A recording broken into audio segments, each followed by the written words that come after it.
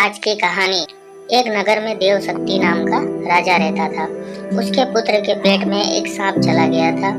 उस सांप ने वहीं अपना बिल बना लिया था। पेट में बैठे सांप के कारण उसके शरीर का प्रतिदिन क्षय होता जा रहा था।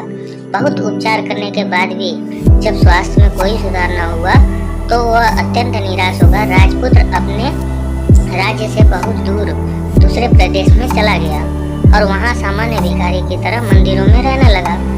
उस प्रदेश के राजा बलि की दो नौजवान लड़कियां थीं।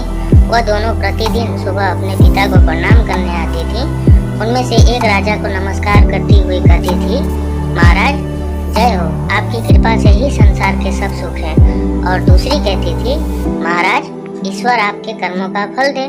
दूसरी के वचन को सुनकर महाराज क्रोधित हो जाता था। एक दिन उसी क्रोधावेश में उसने मंत्री को बुलाकर आज्ञा दी, मंत्री इस कटु बोलने वाली लड़की को किसी गरीब परदेसी के हाथों में दे दो, जिससे यह अपने कर्मों का फल स्वयं चखे। मंत्रियों ने राजा की आज्ञा से उस लड़की का विवाह मंदिर में सामान्य भिखारी की तरह ठहरे परदेसी राजपुत्र के साथ कर दिया। राजकुमारी ने उसे ही अपना पति मानकर सेवा की। दोनों ने उस देश को छोड़ दिया। थोड़ी दूर जाने पर वे एक तालाब के किनारे ठहरे। वहां राजपुत्र को छोड़कर उसकी पत्नी पास के गांव से घी, तेल, अन्न आदि सौदा लेने गई। सौदा लेकर जब वो वापस आ रही थी तब उसने देखा कि उसका पति तालाब से कुछ ही दूरी पर एक सांप के बिल के पास सो रहा है। उसके मुख से एक सांप बाहर निकलकर हवा खा रहा था और दूसरा सांप भी अपने बिल से निकलकर फन फैलाए बैठा था। दोनों में बातचीत हो रही थी।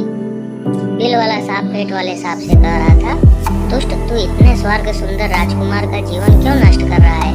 पेट वाला सांप बोला, तू भी तो इस बिल में बड़े स्वर्ण कलश को दूषित कर रहा है।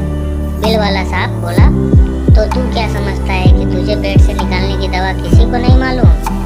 कोई भी व्यक्ति राजकुमार को उगाली हुई कांजी की राई पिलाकर तुझे मार सकता है। पेट वाला सांप बोला, तुझे भी तो गरम तेल डालकर कोई भी मार सकता है। इस तरह दोनों ने एक दूसरे का भेद खोल दिया। राजकन्या ने दोनों की बातें सुन ली थी। उसने उनकी बताई विधियों से ही दोनों का नाश कर दिया।